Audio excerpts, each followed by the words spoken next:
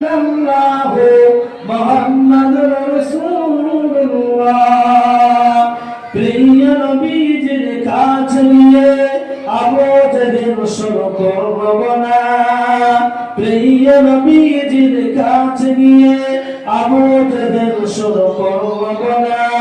হও যদি নবী খোদা বলো হাতের মুঠোয় কি রাখা।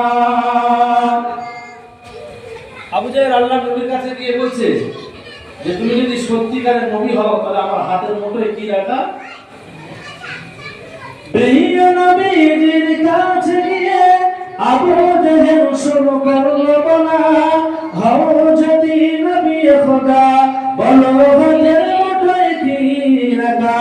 হুকুম দিল রাসূল খোদা মুষ্টি পাথর শুরু করলো না। লা ইলাহা لا إله إلا الله